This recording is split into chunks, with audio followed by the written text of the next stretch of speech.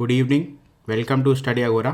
Study agora में आपका स्वागत है। तो आज हम एक सीरीज़ शुरू कर रहे हैं प्रीलिम्स 2023 के लिए और स्टेट सर्विस एग्ज़ाम्स के लिए भी 2023 के लिए जो भी अपेयर हो रहे हैं और जो भी आगे भी एग्ज़ाम्स आ रहे हैं प्रीलिम्स वाले।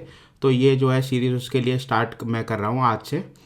ये जो इसकी प्लेलिस्ट जो है 2023 वाली अलग बनेगी। ये प्लेलिस्ट मैं आज से शुरू कर रहा हूँ। तो ये पहला वीडियो है, तो शुरू करते हैं। इंपॉर्टेंट टॉपिक्स देखेंगे हम सारे, इंपॉर्टेंट करंट के भी देखेंगे, स्टैटिक के भी देखेंगे। मिक्स्ड प्लेलिस्ट होगी क्योंकि एग्ज़ाम में भी जो पेपर आता है वो मिक्स्ड ही आता है। तो फिर एक करंट अफेयर्स अलग से पढ़ना और फिर स्टैटिक टॉपिक्स अलग से पढ़ना, वो तो आप ऑब्वियसली आप अलग से पढ़ोगे, स्टैंडर्ड बुक्स आप पढ़ोगे। लेकिन ये जो मेरी कोशिश है कि मैं वो क्वेश्चंस आपको कराऊं जो कि बहुत ज़्यादा इंपॉर्टेंट क्वेश्चंस है, जिनकी प्रोबेबिलिटी बहुत ज़्यादा रहती है। क्योंकि आपने पैटर्न देखा होगा, पैटर्न थोड़ा चेंज हो गया है, डायरेक्ट क्वेश्चन नहीं आते हैं। क्वेश्चन जो है करंट अफेयर्स से पिक होता है, पॉइंटर जो होता है वो करंट अफेयर्स का होता है, लेकिन एंड में उससे एक दो कदम आगे जाके यूपीएससी और यूपीपीसीएस या जो भी आपके पब्लिक सर्विस कमीशन एग्ज़ाम्स हैं वो जो है उस करंट अफेयर्स से टॉपिक तो उठा लेते हैं, लेकिन उसका जो है डीप नॉलेज थोड़ा लेते हैं, बेसिक जनरल नॉलेज उसका लेते हैं। वो बच्चों को थोड़ा पता नहीं होता, इसलिए वो कंफ्यूज हो जाते हैं क्वेश्चंस में। जैसे मैं आपको एक एग्जांपल देता हूँ कि इस साल जो है जो वैक्सीन बनी है कोविड की, तो अलग अलग वैक्सीन्स बनी हैं, तो उनकी टाइप्स हैं कि वो किस बेसिस पे बनाएंगी। जैसे कि फाइज़र और जो मॉडर्ना की वैक्सीन यूएस में बनी है वो जो है mRNA वैक्सीन्स है, ठीक है। वो वैक्सीन्स अलग है। इंडिया के अंदर जो कोवैक्सिन और कोविशील्ड वैक्सीन है उसका टाइप अलग है। एक है इनएक्टिवेटेड वायरस वैक्सीन, जिसमें हम क्या करते हैं, कोविड का वायरस लेते हैं जो SARS-CoV-2 है और उसको जो है फॉर्मेलिन से किल कर लेते हैं। फॉर्मेलिन से किल करने के बाद जो है उसको जो है बेसिकली डायरेक्टली जो है इंजेक्ट किया जाता है और फिर बॉडी जो है अपना रिस्पॉन्स जनरेट करती है in the form of antibodies, ठीक है। एंटीजन के अगेंस्ट एंटीबॉडीज प्रोड्यूस होती है। और फिर एक है आपकी वायरल वेक्टर वैक्सीन, जैसे कि कोविशील्ड। इसमें जो है एक एडिनो वायरस लिया गया है, फिर उससे जो है उसके ऊपर जो है प्लांट किया गया है आपका जो है जो स्पाइक प्रोटीन है SARS-CoV-2 का, तो वो फिर उससे जनरेट होता है। तो अलग अलग तरीके की वैक्सीन के टाइप हैं। तो ये ही आपसे एक्सपेक्ट किया जाता है कि आप अगर कोई भी, जैसे मान लीजिए कोविड न्यूज़ में था तो सबसे वैक्सीन भी न्यूज़ में थी, तो वैक्सीन के देखिए टाइप पूछ लिया उन्होंने एग्ज़ाम में। तो ऐसे करके आप करंट अफेयर्स से पॉइंटर तो उठा सकते हो, लेकिन पॉइंटर को उठाने के बाद आपको जो है उसका बेसिक उसके बारे में पढ़ना भी है। तो अगर आप 1000 टॉपिक्स उठाते हो तो 1000 टॉपिक्स उठाने के बाद उनका बेसिक जीके भी आपको कवर करना है, जीएस भी कवर करना है। तो वो मैं आपको सजेस्ट करूँगा कि आप पॉइंटर खुद उठाइए या इस सीरीज़ को फॉलो करिए। इसके अलावा भी आपको जो इंपॉर्टेंट लग रहा है आप लिखते चलिए और उसका एक बेसिकली पूरा मतलब 8-10 लाइनों में उसके बारे में लिखिए और उसे ख़त्म कर दीजिए, ठीक है। पेपर से एक दिन हफ्ते पहले आप उसको रिवाइज कर सकते हैं। ये स्ट्रैटेजी काम करती है काफ़ी, क्योंकि टेस्ट सीरीज़ अगर आप करेंगे तो टेस्ट सीरीज़ आजकल जो है टेस्ट सीरीज़ आप 2 या 3 या 4 टेस्ट सीरीज़ कर लेते हैं तो उतनी प्रोबेबिलिटी नहीं रहती कि क्वेश्चन उसमें से आ जाए। वो बेसिकली आपका स्किल डेवलप करते हैं। अगर आपके मान लीजिए 60-70 मार्क्स आते हैं, 50 मार्क्स आते हैं, तो अगर आप टेस्ट सीरीज़ ज़्यादा करते हो तो आप स्किल डेवलप कर लेते हो, स्किल डेवलप कर लेते हो तो कट ऑफ क्लियर कर लेते हो। क्योंकि देखिए प्रीलिम्स का जो एग्ज़ाम है वो 2 तरीके का एग्ज़ाम है। एक तो वो टेस्ट करता है आपकी नॉलेज का जो होराइज़न है कितना वाइड है, तो आपको एक तो नॉलेज होराइज़न वाइड करना है। दूसरा ये करना है आपको कि स्किल सीखनी है एलिमिनेशन मेथड वगैरह की, तो ताकि आप जो है उसमें 15-20 मार्क्स आप आगे ला सको और क्लियर कर सको।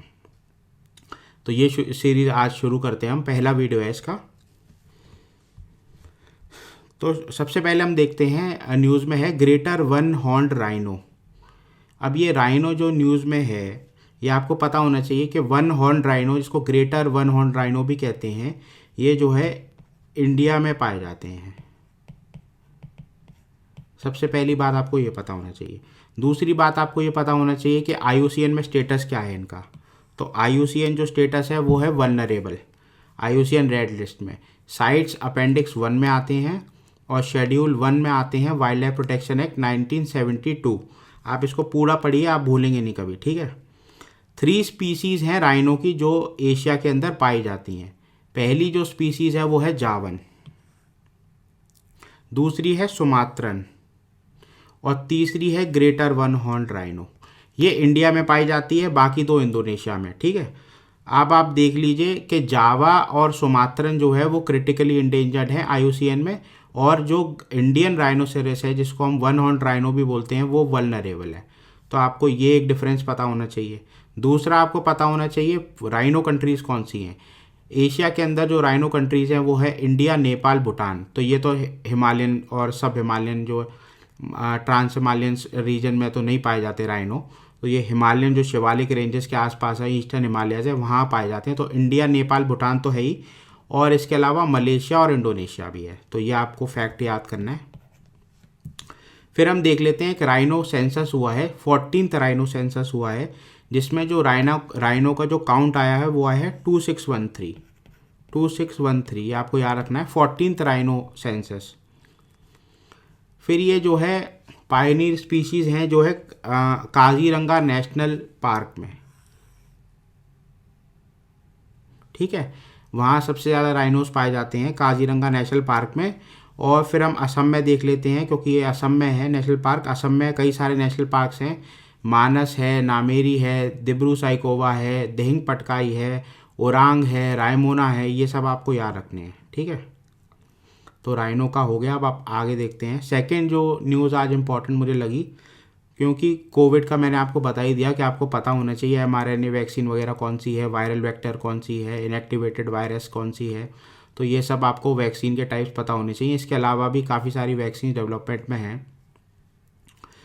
तो इंडिया की पहली जो है एनिमल कोविड वैक्सीन है, उसका नाम है एनोवैक्स।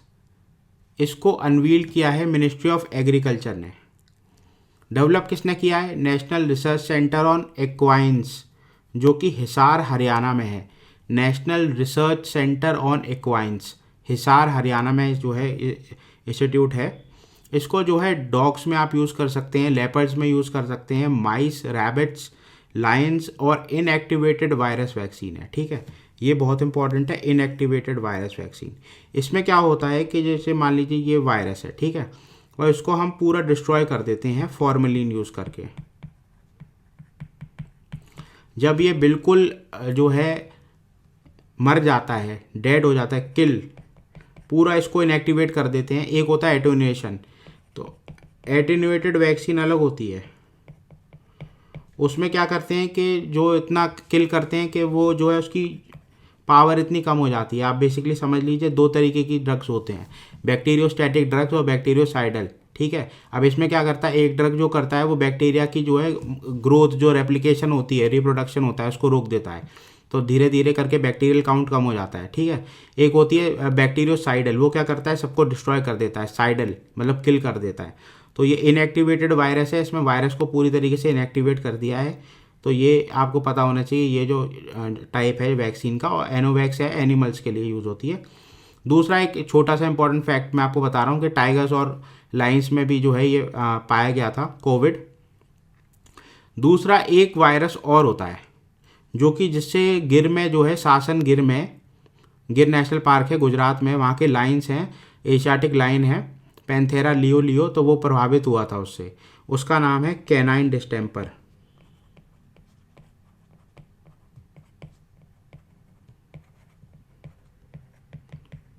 ये आपको कैनाइन डिस्टेम्पर वायरस आपको पता होना चाहिए, इससे एशियाटिक लाइन प्रभावित हुए थे।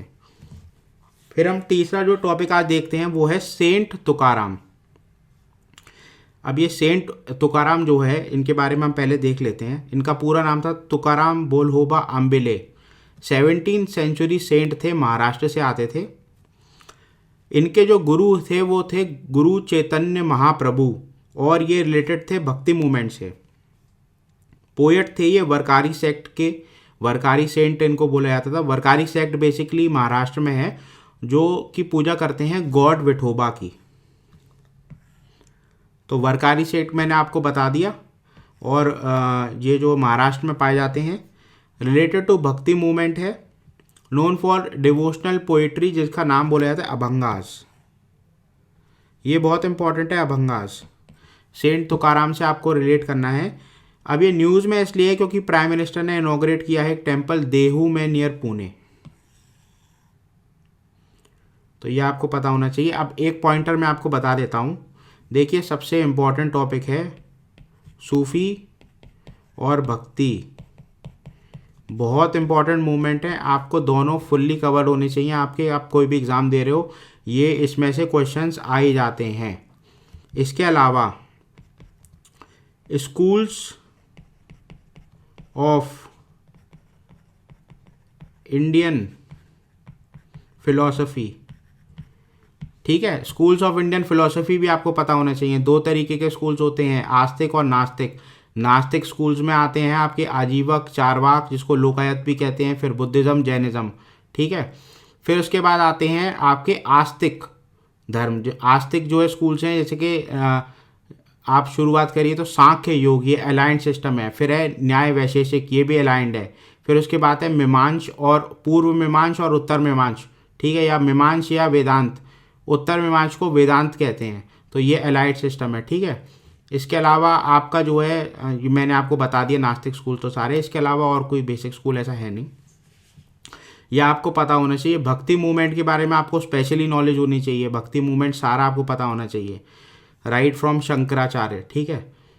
तो ये मैंने आपको बता दिया, आपको पता होना चाहिए, इंपॉर्टेंट फैक्ट है ये आप छोड़ेंगे। मैं इस पर भक्ति मूवमेंट पे एक अलग वीडियो बनाऊंगा, सूफी मूवमेंट पे अलग बनाऊंगा, स्कूल्स ऑफ इंडियन फिलोसफी जो बेसिक है वो उस पर अलग वीडियो बनेगा। वो स्टैटिक की जो मेरी प्लेलिस्ट चल रही है उसमें मैं अपलोड करूँगा, ठीक है। आप उसको फॉलो करते जाइए, स्टैटिक वाली प्लेलिस्ट को भी। फिर हम आगे बढ़ते हैं। एक वायरस है न्यूज़ में, पोवासन वायरस, ठीक है। फ्लेवी वायरस है, टिक्स से ट्रांसमिट होता है, नॉर्थ अमेरिका और रशिया में पाया जाता है। आरएनए बेस्ड वायरस है, इतना आपको पता होना चाहिए बस। बेसिकली इससे जो है एक महिला की मृत्यु हुई है, डेथ हुई है। सिम्टम्स वही होते हैं, fever, headache, vomiting, encephalitis, meningitis. तो ये आपको पता होना चाहिए मेनिंजाइटिस क्या होती है, मेनिंजिस फ्लूइड क्या होता है ब्रेन के अंदर, जो लेयर होती है जो प्रोटेक्ट करती है, मेनिंजिस, ये आपको पता होना चाहिए। एंसेफ्लाइटिस पता होना चाहिए क्या होती है। इसका कोई ट्रीटमेंट नहीं है, कोई मेडिसिन नहीं बनी है पोवासन वायरस की। फिर हम आगे एक टॉपिक देख लेते हैं, मेंस के लिए भी इंपॉर्टेंट है, क्योंकि कई सारे बच्चे मेंस भी लिखेंगे अभी, चाहे आप यूपीएससी का मेंस लिखें, चाहे यूपी पीसीएस का या स्टेट पीएससी का लिखें, किसी का भी इम्पॉर्टेंट है।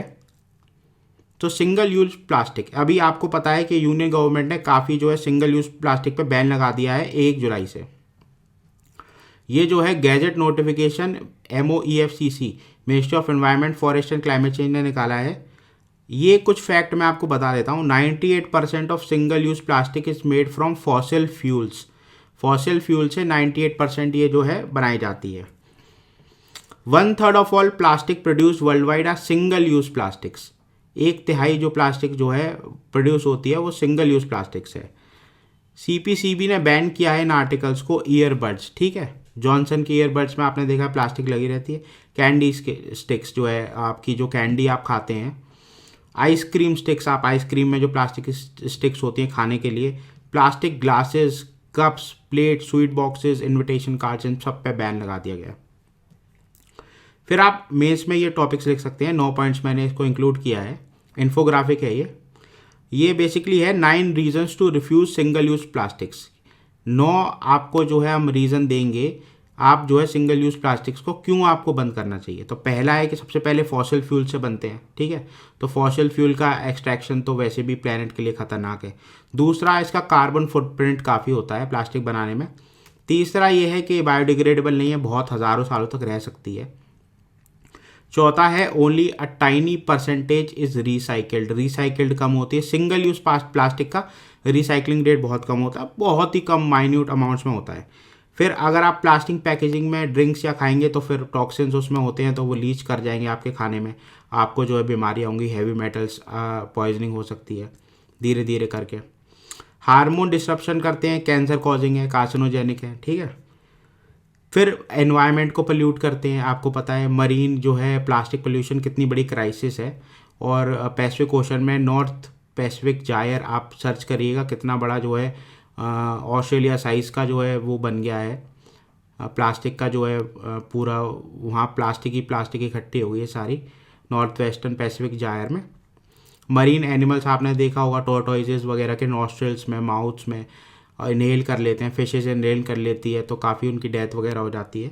और फिर फूड चेन में भी, हमारे ह्यूमन फूड चेन में माइक्रो प्लास्टिक्स बहुत बड़ा जो है इशू है।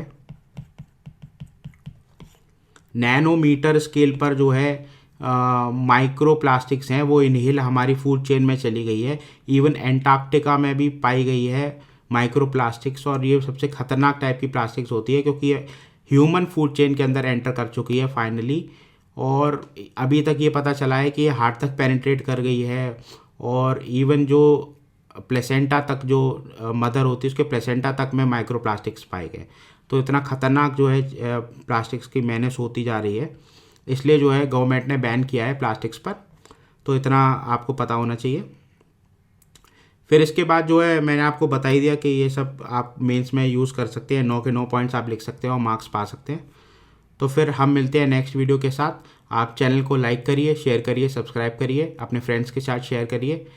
जो मैं आपको बताता हूँ आप उसको जो है कोशिश करिए, सर्च करिए। जैसे मैं आपको एक चीज़ मैंने आपको बताई कि ये जो भी आप करंट अफेयर से पढ़ रहे हो, पॉइंटर आप पढ़ रहे हो, तो आप कोशिश करो कि आप उसके बारे में थोड़ा गूगल कर लो जाके, तो बेसिक उसकी 2-3 चीज़ें आपको पता चल जाए कि वो है क्या, अगर आपको समझ में नहीं आ रहा। क्योंकि यूपीएससी कभी कभार ना इनडायरेक्ट क्वेश्चन पूछ रहा है आजकल, एक उठा लेता है करंट अफेयर्स को, फिर अंदर का पूछता है उसका, तो वो बच्चों को पता नहीं होता।